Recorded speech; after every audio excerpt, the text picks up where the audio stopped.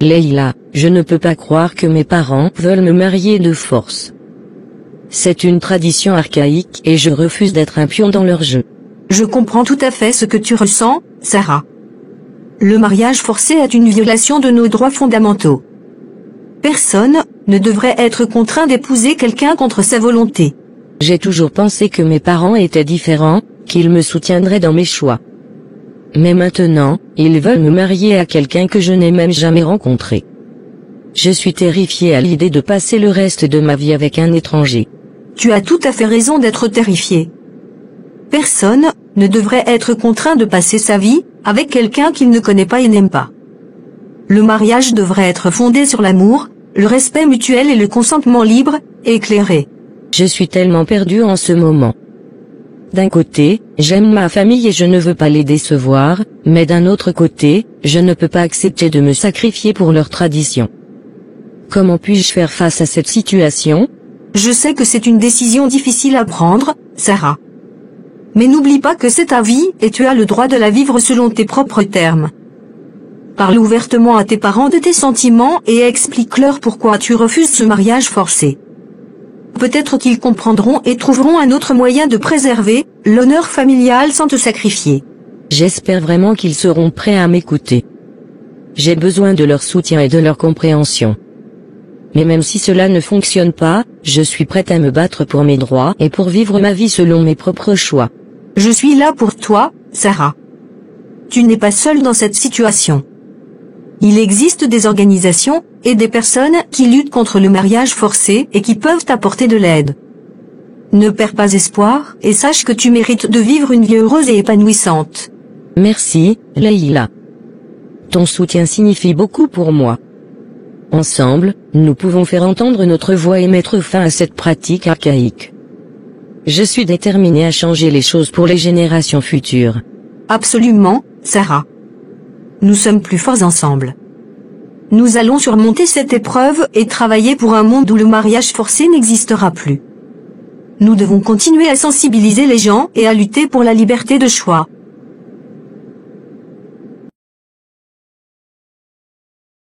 Tu sais, je suis vraiment épuisé de tout cela. Je veux dire, trop c'est trop. Je ne peux plus supporter toutes ces responsabilités qui pèsent sur moi.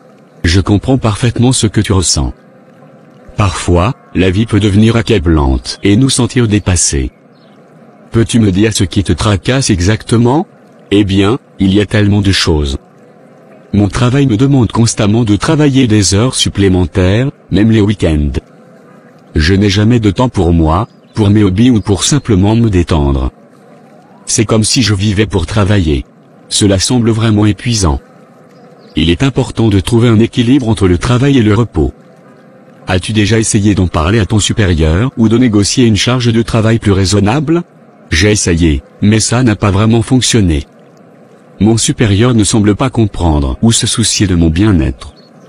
Il me dit juste que c'est la nature du travail et que je dois m'adapter. C'est vraiment décourageant d'entendre cela. Personne ne devrait se sentir exploité au travail. As-tu envisagé de chercher un autre emploi où tu pourrais avoir un meilleur équilibre entre vie professionnelle et personnelle? J'y ai pensé, mais en ce moment, les opportunités sont rares. Je crains de me retrouver sans emploi si je quitte celui-ci. En plus, je suis coincé avec des factures à payer, et des responsabilités familiales. Je comprends tes inquiétudes, mais il est également important de penser à ta santé et à ton bien-être. Peut-être pourrais-tu explorer d'autres options, comme suivre des formations pour acquérir de nouvelles compétences, qui pourraient t'ouvrir des portes vers d'autres opportunités. C'est une idée intéressante. Je n'y avais pas vraiment pensé. Peut-être que cela me donnerait un peu d'espoir et de motivation pour changer ma situation actuelle. Absolument. Ne perds pas espoir, car il y a toujours des solutions. Tu mérites d'avoir une vie équilibrée où tu te sens épanoui, et je suis là pour t'aider et te soutenir dans cette démarche. Merci beaucoup. Cela signifie beaucoup pour moi d'avoir quelqu'un sur qui compter. Je vais essayer de prendre des mesures pour changer les choses. Après tout, trop c'est trop, et il est temps que je prenne soin de moi-même. C'est exactement ça. Tu mérites d'être heureux et de vivre une vie épanouissante. N'oublie pas que tu as le contrôle sur ta propre vie, et je serai là pour t'encourager tout au long du chemin.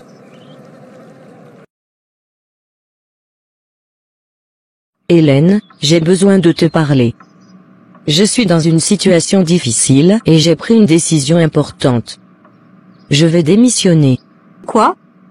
Alice, tu veux vraiment démissionner? Qu'est-ce qui s'est passé? Je me sens vraiment mal au travail ces derniers temps. Je ne suis pas épanouie, je n'ai plus la motivation nécessaire pour continuer. J'ai réalisé que je suis simplement en train de passer mes journées à faire quelque chose qui ne me passionne plus. Je suis surprise de t'entendre dire cela, Alice. Je sais que tu as toujours été très dévouée à ton travail. Est-ce que quelque chose en particulier a déclenché cette décision? Il y a eu plusieurs facteurs. Tout d'abord, il y a eu des changements dans l'entreprise qui ont eu un impact négatif sur mon travail.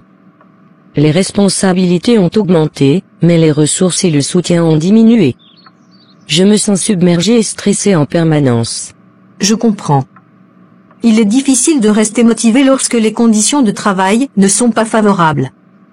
Mais as-tu envisagé de parler de tes préoccupations à ton supérieur ou aux ressources humaines? Peut-être qu'il y a des solutions possibles. J'y ai pensé, mais honnêtement, je ne pense pas que cela changerait grand-chose. Ces problèmes existent depuis un certain temps maintenant, et je ne vois aucun signe de résolution. Je suis simplement épuisée de me battre constamment. Je peux comprendre ta frustration, Alice. Parfois, malheureusement, les choses ne s'améliorent pas malgré nos efforts.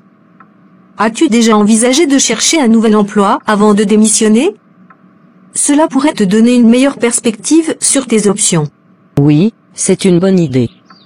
Je vais commencer à explorer d'autres opportunités. J'ai déjà mis à jour mon CV et je vais commencer à postuler à des postes qui correspondent à mes compétences et à mes intérêts. Je veux trouver un environnement de travail où je me sentirai valorisée et où je pourrai m'épanouir. Je suis contente de voir que tu envisages de prendre des mesures pour améliorer ta situation. La démission peut être une décision lourde de conséquences, mais parfois, c'est nécessaire pour notre bien-être. Je te soutiens dans ta recherche d'un nouvel emploi et je suis là si tu as besoin de parler ou de conseils. Merci, Hélène. Ton soutien signifie beaucoup pour moi. Je sais que ce ne sera pas facile, mais je suis convaincue que c'est la bonne décision pour moi en ce moment. Je vais prendre mon temps pour trouver le bon emploi et je suis confiante que je trouverai une meilleure situation. Je crois en toi, Alice. Tu as toujours été une personne déterminée et compétente. Je suis sûre que tu trouveras un poste qui correspond à tes aspirations. N'hésite pas à me tenir au courant de tes progrès et à me solliciter si tu as besoin d'aide pour quoi que ce soit. Merci encore, Hélène. Je vais certainement te tenir au courant. Salut Marie, ça fait longtemps qu'on ne s'est pas vu. Comment ça va? Salut Jean, oui, ça fait un moment. Ça va bien, merci. Et toi? Ça va aussi. J'ai d'ailleurs une grande nouvelle à te partager. Je déménage dans quelques semaines. Vraiment? C'est génial. Où est-ce que tu vas habiter? J'ai trouvé un nouvel appartement dans le quartier près du centre-ville. Il est plus spacieux et mieux situé que mon ancien. Je suis vraiment excité. Je suis contente pour toi. Déménager peut être à la fois excitant et stressant. Tu as déjà commencé à faire les préparatifs? Oui, j'ai commencé à faire des cartons et à trier mes affaires. J'ai aussi réservé une entreprise de déménagement pour m'aider le jour J, je ne veux pas me retrouver débordé par tout le travail. C'est une bonne idée de faire appel à des professionnels. Ça rendra certainement le processus plus facile. As-tu besoin d'aide pour quoi que ce soit? Merci, c'est gentil. Si tu es disponible, j'aurai besoin d'un coup de main le jour du déménagement. Il y aura beaucoup de choses à transporter. Bien sûr, je serai là pour t'aider. Tu peux compter sur moi. Je peux aussi te donner quelques conseils pour faciliter le déménagement si tu veux. Merci, c'est vraiment apprécié. Je suis preneur de tous les conseils que tu peux me donner. Je veux que tout se passe le mieux possible. Tout d'abord, je te suggère de faire une liste de toutes les tâches à accomplir avant le déménagement. Cela t'aidera à rester organisé. Ensuite, emballe tes affaires par pièces pour faciliter le déballage. Et n'oublie pas de prendre des mesures de ton nouvel appartement pour t'assurer que tes meubles puissent y rentrer. Ce sont de bons conseils. Je vais certainement les suivre. Je vais éviter autant de stress que possible. Tu as raison, le déménagement peut être stressant, mais avec une bonne préparation et de l'aide, ça se passera bien. Et n'oublie pas de prendre le temps de te reposer et de te détendre une fois que tout sera terminé. Merci encore pour ton soutien et tes conseils. Je suis tellement heureux de ce nouveau départ. Je suis sûr que ça va bien se passer. Je suis contente pour toi, Jean. Je suis certaine que ton nouvel appartement sera fantastique. Bon courage pour les préparatifs et n'hésite pas à me contacter si tu as besoin de quoi que ce soit d'autre. Merci, Marie, tu es vraiment une super amie. Je vais te tenir au courant de l'avancée des choses. On se revoit bientôt. Avec plaisir. Salut. Je suis tellement excité pour notre rendez-vous ce soir. Moi aussi. J'ai hâte de te voir. On se retrouve au restaurant à 20h, c'est bien ça? Oui, c'est ça. J'ai réservé une table pour nous. J'espère que tout se passera bien. Ne t'inquiète pas, ça va être génial. Au fait, j'ai une petite question. Est-ce que tu as déjà posé un lapin à quelqu'un auparavant? Poser un lapin? Exactement. Je demande juste par curiosité, tu sais. Ça n'a rien à voir avec notre rendez-vous de ce soir, bien sûr. Non, je n'ai jamais posé un lapin à quelqu'un. Je trouve ça vraiment irrespectueux et blessant pour l'autre personne. Pourquoi cette question? Oh, juste comme ça. Je voulais être sûr que tu étais quelqu'un de fiable et d'honnête. Mais je n'ai pas vraiment de raison de m'inquiéter, n'est-ce pas? Absolument pas. Je suis quelqu'un de fiable. Si je te dis que je serai là ce soir, je serai là. Tu peux me faire confiance. C'est rassurant de l'entendre. Je te fais confiance, ne t'en fais pas. Je suis vraiment impatient de passer une belle soirée avec toi. Moi aussi, je suis impatiente. On se voit ce soir alors. À 20h au restaurant. Parfait. À ce soir, ne me pose pas de lapin.